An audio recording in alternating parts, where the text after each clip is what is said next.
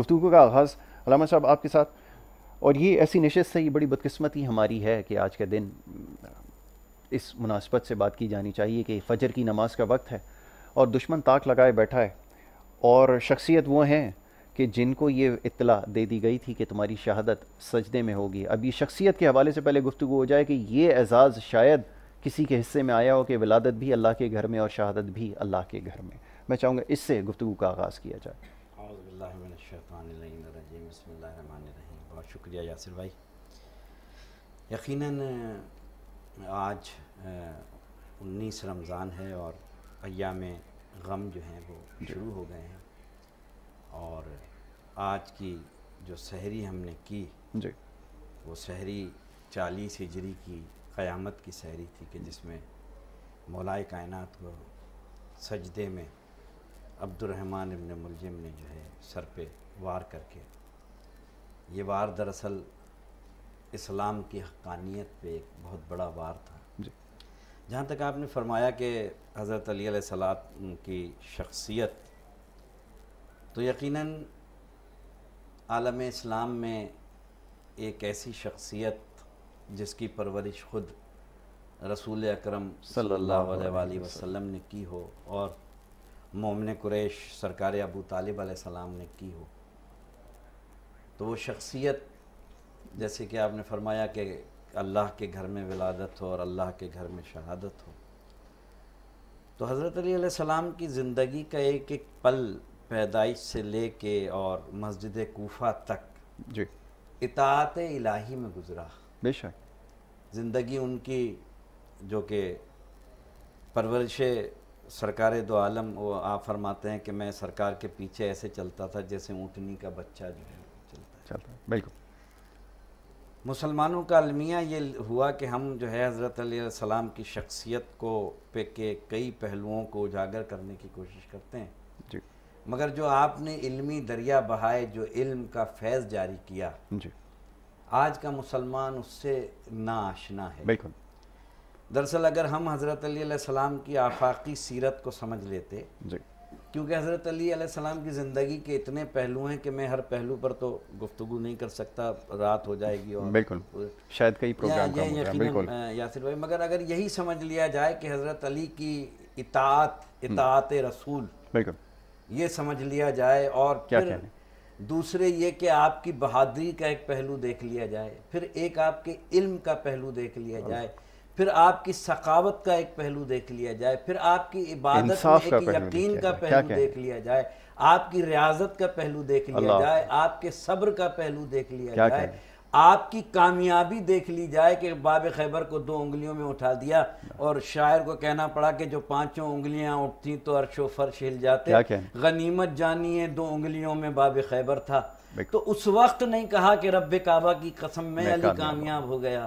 دنیا نے دیکھا، ٹھوکر سے مردے کو اٹھایا، فوراً سجدے میں چلے گئے، دنیا کو بتایا کہ اطاعت خداوندی کیا ہے، مجھے معبود نہ سمجھنا، میں اللہ کا بندہ ہوں۔ بے شک۔ معجزات دکھائے، سورج کو پلٹایا، باب خیبر کو اکھاڑا، ہر جنگ میں اپنا تعارف کرایا، میں ابو طالب کا بیٹا ہوں، میں ابو طالب کا بیٹا ہوں۔ دنیا اتنا ہی سمجھ لیتی، اتنا ہی سمجھ لیتی کہ اگر کافر کے سامنے مولا کائنات کہہ رہے ہیں کہ میں ابو طالب کا بیٹا، تو کافر بڑھ کے کہہ دیتا وہ بھی نعوذ باللہ ہماری طرح کے کافر تھے، کس بات پہ ناز کر رہے ہو۔ بالکل۔ سرکار مولا کائنات بتانا یہ چاہتے تھے کہ میرے باپ اور ساری چیزیں چھوڑ دی جائیں۔ جی، جہاں تربیت کی بات آتی ہے تو تربیت جو ہے وہ یقیناً ایک بڑا اہم شخصیت کو اجاگر کرنے میں تربیت کا ایک بہت بڑا ضروری، سب سے اہم جزو ہے، بالکل ایسا ہی، بالکل۔ اب تربیت کر رہے ہیں سرکار ابو طالب، رسالت کی بھی، امامت کی بھی۔ کیا پروان چڑھی، واہ۔ تو اب جیسے جیسے ہی رسالت پروان چڑھی، ویسے ویسے ہی امامت پروان چڑھی۔ بہت خوب۔ جو چیز آپ کو رسالت میں ملے گی وہی امامت میں ملے گی۔ سبحان اللہ۔ اب شب ہجرت کو آپ بستر پہ سلا رہے ہیں، کہا علی میرے بستر پہ سو جاؤ، اب مجھے ہے دشمنوں سے خطرہ، جی، میں نے کسی دراز خط کو جو ہے یہ کہا کہ میرے بستر پہ سو جاؤ، تو آپ کہیں گے کہ علامہ صاحب یہ کیا کر رہے ہیں آپ؟ جی۔ میں نے کہا کیوں؟ کہیں گے آپ جا رہے ہیں اور یہ چاہ رہے ہیں کہ آپ جیسا کوئی سوئے جس کا قد آپ کی طرح ہو، جس کا جسم آپ کی طرح ہو، تاکہ دشمن یہ نہ سمجھے. اور آپ کا پست قد ہے، آپ طویل قد والے کو سلا کے خود اپنی موت کو دعوت دے رہے ہیں. بالکل ایسے ہی. لہذا سرکار نے سب کو دیکھا، جی اپنے جیسا کوئی نظر نہیں سبحان آیا اللہ، سوائے سبحان مولا اللہ، کائنات سبحان کے. کہا تم میرے بستر پہ سو جاؤ. اب میں تاریخ کے مورخ کو دیکھوں واہ یا سرکار کو دیکھوں. تاریخ کا مورخ لکھتا ہے کہ سرکار پست قد تھے، مگر سرکار نے بستر پہ سلا کے یہ بتا دیا جیسا میرا قد ہے ویسا علی کا قد ہے، جیسا میرا جسم ہے ویسا علی کا جسم ہے. اب سرکار کہہ رہے ہیں یا علی روح کا روحی، یا علی جسم کا جسم، یا علی تیرا خون میرا خون، تمہارا جسم میرا جسم، تمہاری روح میری روح. اخوت کا رشتہ کہا. یہ تاریخ تبریر نے بھی لکھا ہے، ابن ماجہ نے بھی لکھا ہے، ابن خلدون نے بھی، نسائی نے بھی، علامہ دربندی نے بھی لکھا ہے کہ اخوت کا ایک پیمانہ رکھا. ایک صحابی کو بلایا، دوسرے صحابی کے ہاتھ میں ہاتھ دیا. جب اخوت کا یہ نظام قائم ہوا، مولا کائنات دور کھڑے ہوئے. کہا علی کیوں کھڑے ہوئے؟ کہا یا رسول اللہ سب کو سب کا بھائی بنا دیا. سرکار نے مسکرا کے کہا ان میں تم جیسا کوئی ہے؟ کہا آؤ میرے قریب آؤ. یا علی انت اخی و وصی و وزیر، یا علی تم میرے بھائی ہو، میرے وزیر ہو، میرے وصی ہو، میرے جانشین ہو دنیا میں بھی اور آخرت میں بھی. سبحان اللہ. نبی کریم صلی اللہ علیہ وسلم کے پاس حضرت علی تشریف رکھتے ہیں اور آپ ان کو بتاتے ہیں کہ دو ایسے شخص ہیں جن کو پوری کائنات میں سب سے زیادہ لعین اور مردود کہا گیا ہے. ایک تو وہ شخص جس نے صلی اللہ علیہ وسلم کی اونٹنی کو ذبح کیا، اور دوسرا وہ شخص علی ابن طالب کہ جو تمہارے اوپر ضرب لگائے گا. یہ شخص دو ان کی نشاندہی نبی کریم صلی اللہ علیہ وسلم فرما رہے ہیں. میں چاہوں گا اس حوالے سے گفتگو ہو جائے کہ یہ شہید بھی وہ ہیں جن کو پہلے سے یہ بتا دیا گیا ہے کہ آقا صلی اللہ علیہ وسلم بتا رہے ہیں کہ تمہیں شہید کیا جائے گا اور سجدہ تمہاری منزل ہوگا. یہی بہت آج کی ٹرانسمیشن کا بڑا اہم سوال آپ نے کیا ہے. آپ یہ دیکھیں گے یاسر بھائی کہ جتنے ائمہ جو ہیں وہ شہید ہوئے ہیں وہ کوئی حادثہ نہیں ہے، بالکل، بلکہ پری پلان ہے. آج دنیا کہہ دیتی ہے کہ یہ ایک حادثہ تھا جو ابن ملجم نے کیا، یا کربلا کو کہتے ہیں حادثہ کربلا. حالانکہ جب امام حسین علیہ السلام آئے ہیں تو پہلی مجلس ہوئی ہے جب رسول خدا کو جبرائیل نے خبر دے دی کہ آپ کا بیٹا جو ہے کربلا میں. اس کا مقصد ہے کہ امام حسین بھی آشنا تھے اس بات سے کہ میں کربلا میں شہید ہوں گا. اب 28 رجب کو پوری دنیا روک رہی تھی مگر انہیں معلوم تھا کہ مجھے جانا ہے. اسی طریقے سے جیسے کہ آپ نے فرمایا، اور کچھ دنوں پہلے آپ سے اس بات بھی ہو رہی تھی کہ جب مولا نے پوچھا کہ امام حسن سے کہ آج کون سا افطار ہے، انہوں نے بتایا تو آپ نے اپنی داڑھی پہ ہاتھ رکھ کے کہا کہ اب میری وقت جو ہے بہت قریب ہے. اس کا مقصد یہ ہے کہ آل محمد کی جتنی بھی شہادتیں ہوئی ہیں وہ اللہ سے ان کا رابطہ تھا اور وہ پری پلان شہادت تھی. اس کا مقصد یہ ہے کہ حضرت علی علیہ السلام آج جو مسجد کوفہ کی طرف گئے ہیں تو یہ اللہ کی مرضی سے گئے ہیں اور پری پلان جو ہے وہ شہادت ہوئی. یہاں یہ بات جو آپ نے فرمائی کہ یعنی جو کہ پہلے سے جو حضرت علی علیہ السلام کو، تو یہی آپ دیکھیں کہ کتنی بڑی یعنی ایک بڑی بات ہے کہ کسی کو یہ معلوم ہو کہ میں وہاں جا رہا ہوں جہاں مجھے ضربت لگائی جائے گی، اور پھر اتنا مطمئن رہنا، پوری رات اللہ کی عبادت میں بسر کرنا. مقصد یہ ہے کہ آج کے دور میں عصر حاضر میں مسلمانوں کو ضرورت اس بات کی ہے کہ یہ سمجھا جائے کہ ہمیں ان دنوں میں، شبوں کے دنوں میں حضرت علی علیہ السلام کے کردار سے حاصل کیا کرنا ہے کہ مولا کائنات نے منبر کوفہ پہ بیٹھ کے جو علم کے دریا بہا دیے، جو یقین کی منزل پہ پہنچا دیا. دنیا آج بھی آپ کی شخصیت پہ ریسرچ کر رہی ہے مگر ان کو سمجھ میں نہیں آ رہا کہ ابو طالب کے بیٹے کا کمال کیا تھا جس کے لیے سرکار فرمائیں کہ ہاتھ ید اللہ ہیں، آنکھیں عین اللہ ہے، چہرہ وجہ اللہ ہے. یہ چہرہ اللہ کا چہرہ ہے، یہ ہاتھ اللہ کے ہاتھ ہیں. یعنی مولا کائنات کا ہر عمل اللہ کے عمل سے اللہ تعبیر کر رہے ہیں. سرکار بتانا یہ ہے دنیا کو کہ ہمیں علم حاصل کرنا ہے اور علم سوائے مولا کائنات کے دروازے سے ملے گا.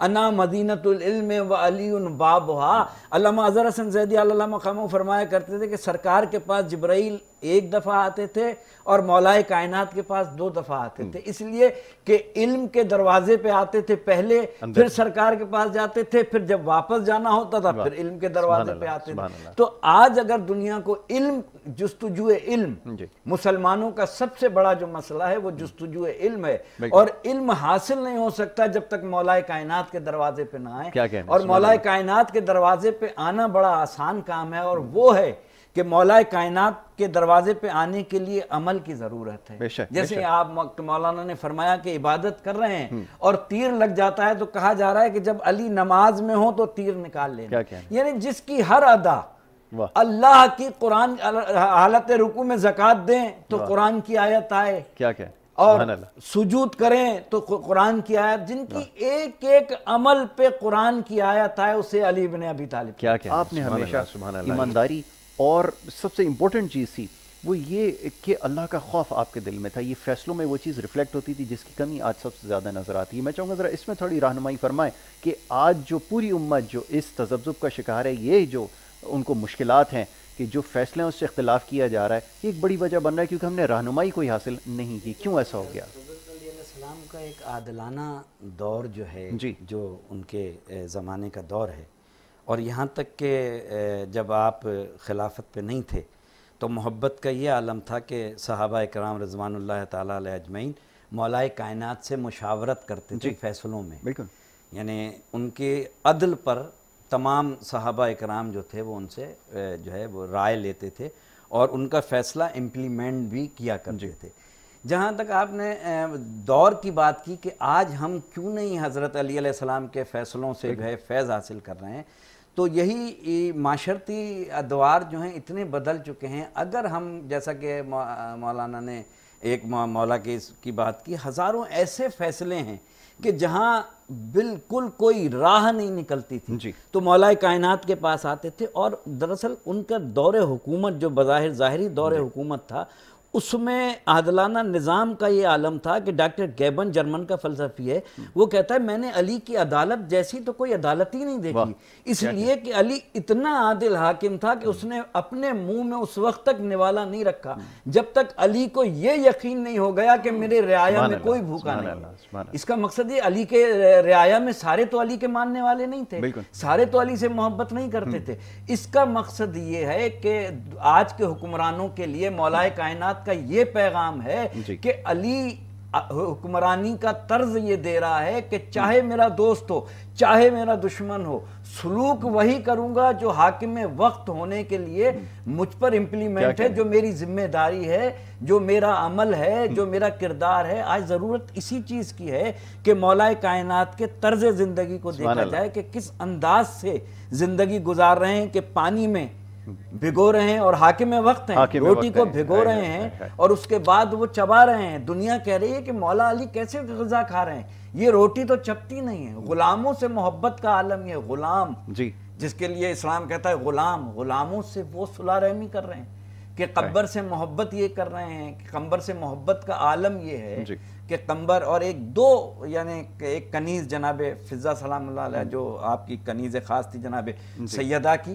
وہ ایک دفعہ جب انہوں نے دیکھا کہ فقر و فاقہ ہے اور حاکم وقت ہیں، تو وہ ایک سونا بنا کے آئیں اور سونا بنا کے مولا کو دیا۔ اب یہ دیکھیں عادلانہ نظام، کہا مولا آپ کی بھوک، آپ کے فاقے میں دیکھ نہیں سکتی، جب آپ روٹی لے کے بیٹھتے ہیں کوئی سائل آ جاتا ہے وہ بھی اٹھا کے عنایت کر دیتے ہیں۔ تو مسکرا کے کہنے لگے کہ فضہ تم نے سونا بنایا ہے مگر یہ ادھورا ہے، اگر یہ چیز اس میں ڈال لیتی تو مکمل سونا بن جاتا۔ کیا کہنے، سبحان اللہ۔ یعنی نظام یہ ہے کہ حاکم وقت ہیں، فاقے کر رہے ہیں اور جناب فضہ کو برداشت نہیں ہو۔ بتانے کا مقصد یہ کہ آج پہلے حاکم کو پیٹ سے پتھر باندھنا ہے، پھر رعایا کو۔ اور آج شب ضربت کی گھڑی ہے، اس مناسبت سے آج پروگرام میں گفتگو ہو رہی ہے۔ علامہ صاحب یہاں پہ تشریف رکھتے ہیں، ان سے ہماری بات ہو رہی تھی۔ آج کے دن کی مناسبت سے ہم نے بات کی ہے امام کی شخصیت کے حوالے سے، آپ کے خصائص کے اوپر، آپ کے علمی فیصلوں کے حوالے سے، اور آپ کی جو شخصیت تھی اس پہ تو ایسے بہت سارے پہلو ہیں جس کے اوپر گفتگو کی جائے گی انشاءاللہ آنے والے پروگرامز میں، اور رہتی دنیا تک یہ ذکر خیر جو ہے وہ جاری رہے گا۔ میں گزارش کروں گا علامہ صاحب سے کہ یہ جو قیامت صغریٰ کی گھڑی تھی اور جو اس میں مصائب تھے، میں چاہوں گا ذرا سننے والوں کی جو سماعتیں ہیں ان کی نظر ہو جائے، چاہوں گا اس سے آغاز کیا جائے۔ انا للہ و انا الیہ راجعون۔ صبح قیامت آج کی جو صبح تھی وہ قیامت کی صبح تھی۔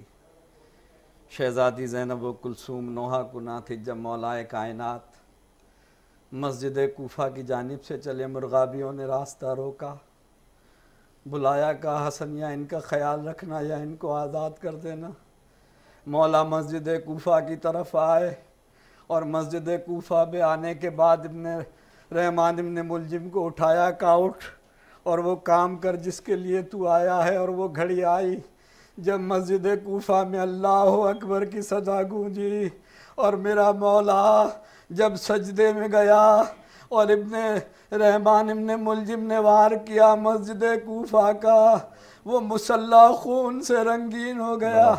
زینب و کلثوم نے یہ صدائیں سنی، مولا حسن نے نماز کو مکمل کیا اور ایک گلیم میں آپ کو ڈالا اور آپ کو لے کے چلے، گھر کی طرف چلے۔ صحابہ ساتھ تھے، آپ کے چاہنے والے ساتھ تھے۔ جیسے ہی گھر قریب آیا، کہا حسن میرے دوستوں سے کہو چلے جائیں۔